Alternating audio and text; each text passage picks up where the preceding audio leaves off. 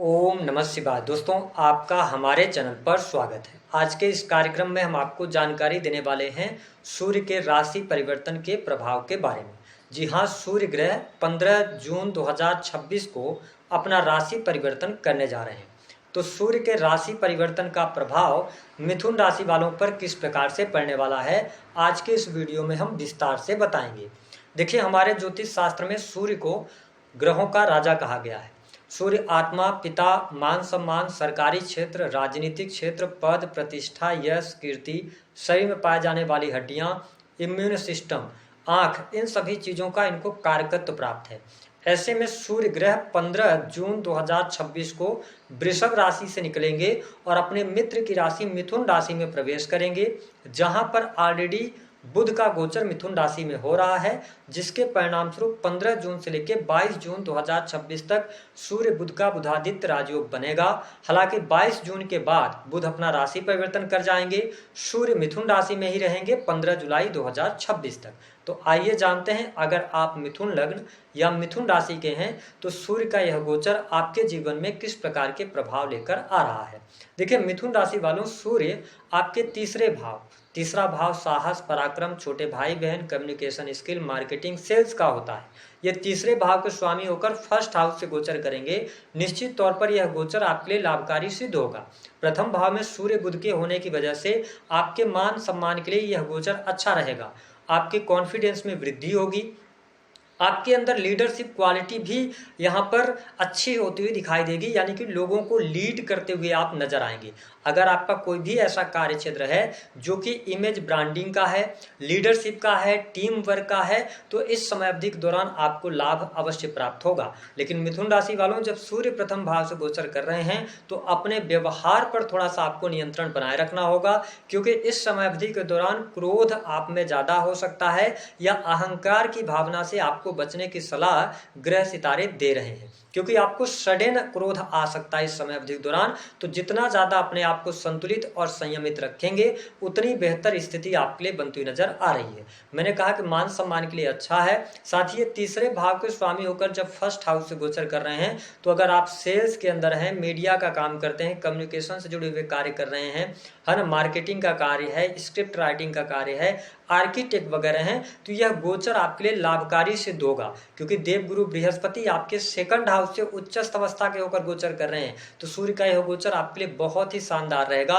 हालांकि स्वास्थ्य में हमने कहा कि जिनको पहले से बीपी वगैरह की समस्या रही है या हार्ट से रिलेटेड समस्या रही है या आंखों की समस्या रही है, उनको थोड़ा सा अपनी सेहत को लेकर सचेत होने की आवश्यकता रहेगी। नौकरी पेशा जीवन की अगर बात करते हैं तो सूर्य का यह गोचर नौकरी पेशा जीवन के लिए अच्छा रहेगा। अगर आप प्राइवेट सेक्टर में नौकरी पेशा जीवन में हैं, किसी भी फील्ड में हो सकते हैं, तो आपके लिए यहाँ पर प्रमोशन के भी योग बनेंगे। अगर आप प्रयास करते हैं तो कार्य क्षेत्र में तरक्की और लाभ के भी अच्छे खासी योग आपके लिए बनते हुए नजर आ रहे हैं। वरिष्ठ अधिकारियों का सहयोग आपको मिलेगा, लेकिन मैंने कहा कि थोड़ा सा वरिष्ठ अधिकारियों के साथ में अगर आप बनाकर चलेंगे तो यह गोचर आपके लिए लाभकारी सिद्ध होगा। आपकी बातें सुनी जाएंगी। प्रमोशन के लिए इंतजार कर रहे थे, देवगुरु बृहस्पति का भी सपोर्ट मिल रहा है, तो आप प्रमोशन के लिए आगे बढ़ सकते हैं। वही जो लोग अपना कोई बिजनेस व्यापार करते हैं, देखिए प्रथम भाव से सूर्य का जब गोचर हो रहा है तो ऐसी स्थिति दिख रही है कुछ लोगों के जीवन में सडन चेंज को ये सूर्य का गोचर दिखा रहा है। इस समय अवधि के दौरान अगर आप बिजनेस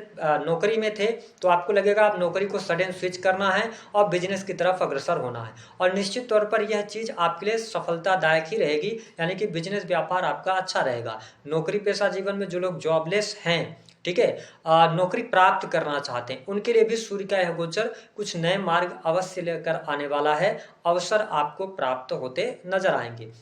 कर्ज की अधिकता थी, कर्ज की अधिकता से आप कहीं ना कहीं से परेशान थे, तो आप उससे बाहर निकलेंगे। कंपटीट करने की भावना आपके अंदर अवश्य जागृत होती नजर आएगी। इस समय अवधि के दौरान आप मेहनत करेंगे और मेहनत का पूर्ण रूप से फल भी प्राप्त होगा। धर्म अध्यात्म के प्रति भी आप में रुचि जागृत होगी। छोटे भाई बहनों से सहयोग की उम्मीद आप कर सकते हैं। इस समय अवधि के दौरान यात्राओं के होने का योग दिखाई देता है। अगर आप कोई ट्रेवलिंग करना चाहते हैं, छोटी छोटी यात्रा करना चाहते हैं, आपका बिजनेस है यात्रा से रिलेटेड, तो इस समय अवधि दौरान यात्रा आपके लिए सफलतादायक संपन्न होगी। प्रेम संबंध के मामलों के लिए समय अच्छा है। प्रेम में अनुकूलता देखने को मिलेगी, पार्टनर का सहयोग भी मिलेगा। एक दूसरे के साथ में आप क्वालिटी टाइम भी स्पेंड करते नजर आएंगे। पार्टनर के साथ घूमने फिरने का कार्यक्रम बना सकते हैं। वही जब हम दाम्पत्य जीवन की बात करते हैं तो देखिए सूर्य की जो 7वीं दृष्टि का प्रभाव है ये सप्तम भाव पर दृष्टि डालेंगे। ऐसी स्थिति में थोड़ा सा अपने वैवाहिक जीवन पर आपको ध्यान रखने की आवश्यकता रहेगी।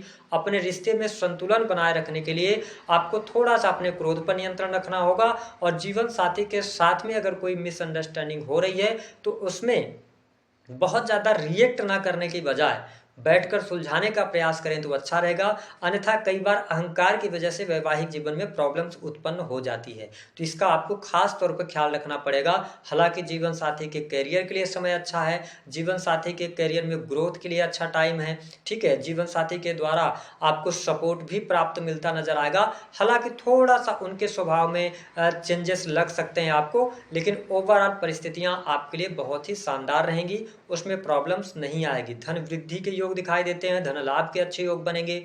पारिवारिक जीवन इस गोचर अवधि के दौरान आपका अच्छा रहेगा।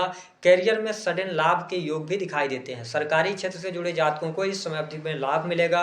जो लोग बैंकिंग सेक्टर में है, फिनांस के सेक्टर में हैं, प्रशासनिक सेवाओं में हैं, है ना, उनके लिए यह गोचर बहुत ही शानदार सिद्ध होगा। इस समय अवधि के दौरान आपके लिए वरिष्ठ अधिकारियों का सहयोग मिलना, प्रमोशन मिलना, मनचाही जगह पर ट्रांसफर की तरफ भी आप अग्रसर हो सकते हैं। परिस्थिति आपके लिए बढ़िया है। संतान की स्थिति सामान्य से 1 महीने में रहने वाली है। वही अगर हम बात करें तो आपके लिए सुख साधन की स्थिति इस 1 महीने में अच्छी रहेगी, क्योंकि चतुर्थ भाव के स्वामी होकर बुध जो हैं वो 22 जून तक आपके प्रथम भाव से गोचर करेंगे और सूर्य बुध का बुधादित्य योग बनेगा। ऐसी स्थिति में भूमि भवन वाहन से संबंधित कार्य आप कर सकते हैं। कुछ लोगों के जीवन में सुख साधन में वृद्धि भी होगी।